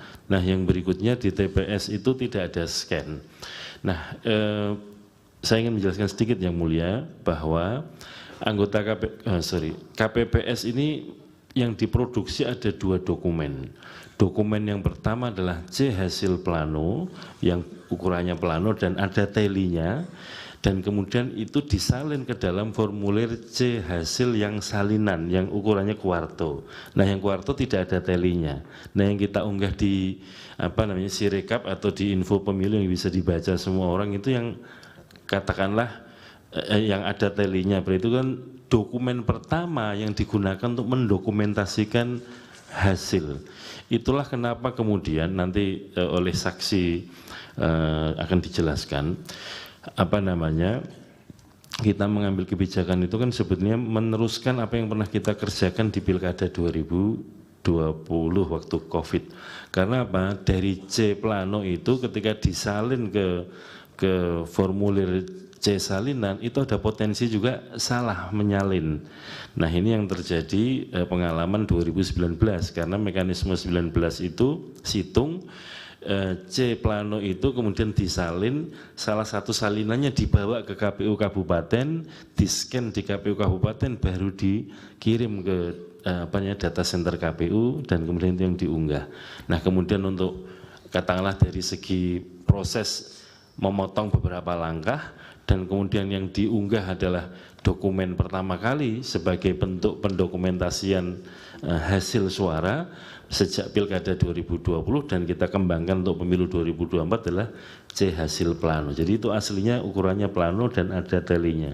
Oke, cukup Pak Hasib. Silakan ahli, kalau bisa dipercepat ya. Ya, baik. Ya. Yang berikutnya mengenai siapa yang mengaudit Sirekap, nanti mohon ditanyakan pada developer karena saya bukan developernya. Kemudian apakah cukup untuk audit forensik? Saya berpendapat belum, karena belum ada bukti bahwa terjadi tindak pidana di sana. Kecuali bisa dibuktikan ada pidana, tindak pidana atau fraud, maka bisa dilakukan audit forensik. Nah, kemudian pertanyaan berikutnya masih dari Bang Magdir ya, mengenai human error atau technical error. Tadi saya sampaikan bahwa Sirekap mobile itu mengkonversi gambar, tulisan yang ada di gambar menjadi angka itu secara otomatis dengan menggunakan software. Tidak ada manusia yang mengkonversi di sana, beda dengan situng dulu. Kalau situng dulu memang di-entry oleh manusia, sehingga menurut saya itu technical error, sangat-sangat technical error. Kecuali kalau form C1 yang tadi menjadi C1 hasil adalah dokumen otentik, itu yang dirubah. Jadi kalau dokumen otentiknya tidak sama dengan hasil yang kenyataannya, baru itu namanya ada fraud yang dilakukan oleh KPPS misalnya. Tapi kan selama ini tidak pernah ada sanggahan bahwa hasil perhitungan suara di level TPS itu berbeda dengan kenyataan begitu. Kemudian dari pihak terkait, Sirekap alat bantu dan berjenjang. Jadi betul sekali. Jadi berkali-kali saya sampaikan bahwa ketika perhitungan suara berjenjang dilakukan, itu mulai dari TPS, kemudian sampai ke kecamatan, kemudian ke KPU Kabupaten Kota dan sebagainya, itu adalah proses berjenjang yang di mana alat Sirekap sebagai alat bantu itu digunakan adalah ketika nanti alat perhitungan berjenjang ini selesai, ditandatangani oleh semua saksi dan dari pihak pemohon, kemudian itu digunakan untuk mengupdate Sirekap. Jadi Sirekapnya juga ikut berjenjang, jadinya sebetulnya secara tidak langsung koreksinya ikut berjenjang juga. Di samping memang koreksi yang langsung dilakukan oleh KPU, juga ada koreksi berjenjang dari bawah juga. Dan yang kedua adalah jangan lupa di sana juga di Sirekap itu selain form C1 hasil ada form D yang selama ini saya belum pernah dengar dari dalam sidang ini dibuka. Padahal form D itu adalah hasilnya tadi, kesimpulannya rekapnya seperti apa. Nah, kalau di form D-nya berbeda dengan C1 baru dikatakan di situ bisa ada manipulasi misalnya. Kemudian Sirekap menjadi alat untuk fraud. Wah, ini sadis banget. Jadi seperti saya sampaikan, Sirekap itu hanya software aja, tidak bisa digunakan untuk merubah suara, nggak bisa. Yang bisa dilakukan itu adalah proses perhitungan manual berjenjang di tiap tingkat itu. Kalau mau melakukan kecurangan ya di sana, mau jual beli suara ya di sana, tidak di Sirekap. Karena nggak ada gunanya Sirekap dirubah-rubah, nanti begitu sudah perhitungan berjenjang dihapus lagi juga begitu. Jadi ini yang harus mungkin kita pahami semua. Kemudian saya agak percepat ya, langsung ke Prof. Eni mengenai evolusi Prof. Eni ya. Jadi senang sekali ini ketemu dengan Prof. Eni lagi. Jadi dulu situng itu memang ada proses yang sangat panjang, sehingga kemungkinan terjadinya human error itu tinggi. Karena tadi menyalin formulir dan sebagainya itu human error-nya tinggi, belum lagi ngantri. Nah, Sirekap ini teman-teman ITB itu menggunakan inovasi, tidak menggunakan manusia lagi, tapi secara menggunakan artificial intelligence, menggunakan OCR untuk membaca tulisan tangan menjadi data. Nah, inilah salah satu menurut saya kelebihan dari Sirekap yang saya apresiasi sekali pada teman-teman ITB. Tetapi yang sangat saya kritik saya kekurangannya adalah bahwa sistem konversi tulisan tangan ke angka itu kalau di lab saja belum 100% juga, baru 99% gitu. Apalagi di dunia nyata. Nah, jadi ini yang mungkin nanti mungkin di berikutnya, evolusi berikutnya teknologinya harus diperbaiki, kemudian ada validasi sebelum diposting dan sebagainya tadi. Kemudian ada di 11.000 TPS. Ini dinamis, Prof. Jadi setiap hari berubah. Jadi seperti saya sampaikan tadi, tanggal 22 itu ada problem di sekitar 12.000-an TPS. Kemudian naik lagi sampai yang terakhir itu puncaknya 125.000 kalau nggak salah Pak Ketua pernah bilang ya di media. Kemudian setelah itu turun lagi gitu ya, karena memang begitu data banyak masuk, terutama yang dari daerah, terutama ya kalau data dari Jakarta kemungkinan karena kameranya bagus, kemudian HP-nya itu nggak menggunakan Nokia 3310 zaman dulu gitu ya, sehingga hasilnya lebih bagus gitu. Tapi kalau di daerah-daerah ini yang mungkin kurang bisa reliability-nya kurang. Nah, Prof. Arief ini menarik. Jadi Prof, banyak lembaga termasuk KPU ini tidak melakukan transformasi digital dulu sebelum melakukan digitalisasi. Digitalisasi itu bicara tentang teknologi, Sirekap, OCR dan sebagainya. Tapi transformasi digital itu sebenarnya pada mindset. Bagaimana kita punya mindset digital, artinya apa? Memanfaatkan teknologi digital itu secara tepat dan benar. Nah ini dulu pernah waktu saya diundang KPU di Bali, tahun berapa itu? April tahun 2023 kalau nggak salah, masih KPU yang lama lah. Itu saya sampaikan, sebetulnya perlahan dilakukan transformasi digital dulu. Kenapa? Karena nanti kalau kita ujuk-ujuk digitalisasi sama dengan kita nggak ngerti apa-apa, langsung beli HP yang canggih, tapi cuma dipakai untuk telepon sama WhatsApp. Gitu. Itu yang terjadi pada manusia banyak begitu kan. Karena mindset-nya belum, padahal di situ ada dipakai bisa untuk cari informasi, bisa dipakai untuk membuat jadwal dan yang lain-lain. Banyak fasilitasnya. Tapi karena mindset kita belum digital ya, kita pakai HP yang canggih hanya sekedar untuk WA sama telepon gitu. Nah, ya ini Prof, jadi transformasi digital dulu yang harus dilakukan.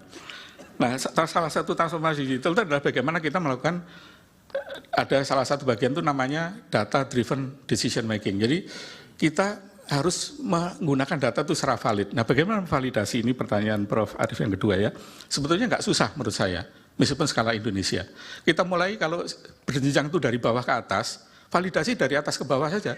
SK 360 itu menyatakan total suara 1, 2, 3, sekian. Diturunkan ke provinsi. Provinsi 36 provinsi ya. 38 provinsi. 38 provinsi itu di total sama nggak jumlahnya? Kalau nggak sama berarti KPU waktu pleno nakal gitu kan. Kalau sama ya berarti benar mereka. Kemudian provinsi mana ambil, kampung saya lah Jawa Timur gitu. Diambil kemudian hasil rekap provinsi Jawa Timur diturunkan ke kabupaten. Kan cuma dari 37 kabupaten, gampang itu, cocokin aja. 38 kabupaten ya Jawa Timur. Oh ya tambah satu lagi karena Madiun jadi kota sekarang. Jadi 38 kabupaten kota. Jadi gampang itu jumlahnya Prof. Kalau kita jumlah 38 cocok ya berarti sudah nggak ada masalah di Jawa Timur. Turun lagi misalnya dicurigai mana di kampung saya di Madiun ada masalah di situ. Turunkan lagi di kecamatan begitu. Jadi itu bisa dilakukan 1 hari juga selesai kalau mau gitu, kalau niat gitu ya. Jadi dibalik arahnya dari atas ke bawah. Kemudian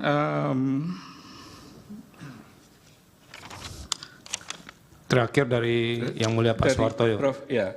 Jadi Prof Suhartoyo Yang Mulia, jadi saya melihat sebetulnya di Indonesia itu ada sekitar 10 teman-teman yang punya inisiatif melakukan perhitungan paralel. Jadi mereka dasarnya juga dari TPS, dari Form C1, mereka punya sistem sendiri, kemudian diupload. Beberapa yang saya punya datanya, misalkan ada di berita, misalnya Jaga Pemilu itu ada Pak Adar Gumai di sana, ada teman-teman KIPP, ada ICW semuanya. Waktu launching itu beliau mengatakan bahwa Jaga Pemilu ini sangat akurat datanya. Kenapa? Karena selain menggunakan OCR juga divalidasi oleh manusia. Nah, tapi ketika kita lihat hasilnya tadi, ternyata ya nggak beda jauh dengan Sirekap setelah diselesaikan di perhitungan manual. Nah, dengan demikian menurut saya sebetulnya apa yang ada di Sirekap ya sama dengan yang di perhitungan paralel yang lain. Yang kedua sama dengan perhitungan manual juga. Yang ketiga adalah Sirekap ini tidak digunakan untuk keputusan, jadi kita ribut-ribut capek-capek di sini membahas Sirekap itu ya pepesan kosong aja lah kira-kira gitu. Nggak ada gunanya gitu ya. Kecuali mau bikin ya mau nyalain orang kan bisa aja, kalau memang mau nyalain orang apa aja bisa disalahin. Tapi pada hasil itu ya kita buktikan tadi bahwa baik hitung cepat, hitung paralel dan sebagainya menunjukkan hasil yang sangat-sangat mirip dengan error rate di bawah 1%. Terima kasih ahli. Demikian. Jadi ini penting kita gelar karena memang didalilkan. Jadi kan kami mahkamah harus menjawabnya. Jadi bukan jangan dianggap nggak ada manfaatnya juga. Yeah. Ya, memperdebatkan di sini kepentingan kami untuk menjawab dalil dari kedua pemohon. Majelis. Ya. Cukup ya. Saya izin beliau. Di slide-nya ahli tadi coba dilihat itu tidak comparable. Sirekap KPU coba dilihat. Coba dilihat. KPU itu sudah 88%, Jaga Pemilu cuma 50%. Coba lihat. Coba lihat Bagaimana slide kemudian berapa? ahli bisa membandingkan itu sebelah comparable? Keahlian apa yang bisa menyatakan kayak gitu? Coba dibuka ininya. Iya, saya jawab aja, saya tahu. No, kita buka dulu Pak, jangan sok tahu Pak. Kita buka dulu ininya Pak. Pak Bambang, sabar. Yang buat slide saya. Kendalinya dari sini, ke sini semua. Silahkan, coba dibuka slide-nya ahli tadi.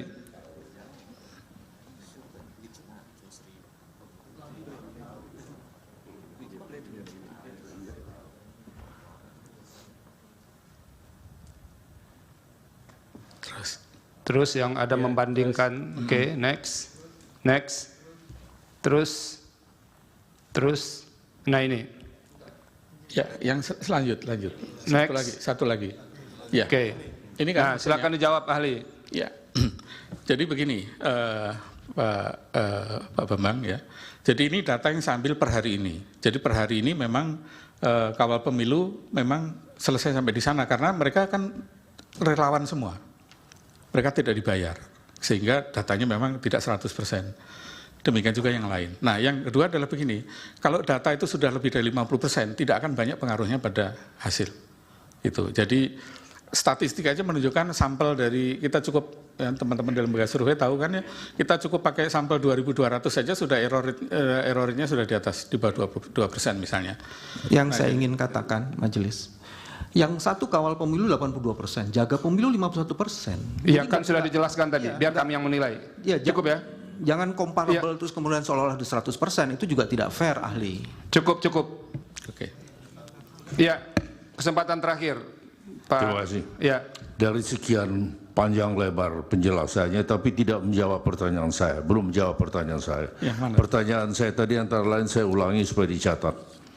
Dari kesalahan, kekeliruan, kehilafan, apa yang diceritakan tentang Sirekap. Pertanyaan saya lebih dominan dikarenakan oleh human error atau technical error. Itu satu. Sudah dijawab tadi Pak? Sudah dijawab. Oke, ada ke ujungnya yang belum. Ya. Kemudian lebih cenderung karena kesengajaan atau karena ada sabotase. Oke. Nah, kaitannya lagi terkait dengan itu, saya ada pertanyaan saya lagi. Apakah bisa diketahui atau dengan cara apa bisa mengetahui siapa yang menginput, kapan diinput, apakah dengan cara dilakukan audit forensik ini bisa terbuka semua? Ini belum terjawab ya Mulia. Sudah dijawab tadi, tapi tolong ditegaskan lagi ahli. Cukup Pak Henry, silahkan sedikit saja. Iya, jadi tadi sudah saya jelaskan itu technical error karena bahkan nggak ada manusia yang melakukan di sana. Iya, tegas maksud saya jawabannya. Terima kasih ahli, sudah cukup. Jatahnya kan 2, jubirnya tadi. Ahli, terima kasih. Baik, terima kasih yang mulia. Ya, mudah-mudahan keterangan dari Prof. Marsudi bisa membantu kami untuk menjelaskan salah satu dalil yang muncul dari kedua pemohon ini. Silakan. Terima kasih yang mulia. Jadi sekali lagi saya ucapkan terima kasih juga kepada KPU karena saya di sini berdiri bukan hanya sekedar sebagai ahli, tapi saya juga alumni ITB, jadi saya harus bela juga institusi saya. Terima kasih Bapak Ibu sekalian, yang majelis, Bapak Ibu sekalian. Assalamualaikum warahmatullahi wabarakatuh. Waalaikumsalam.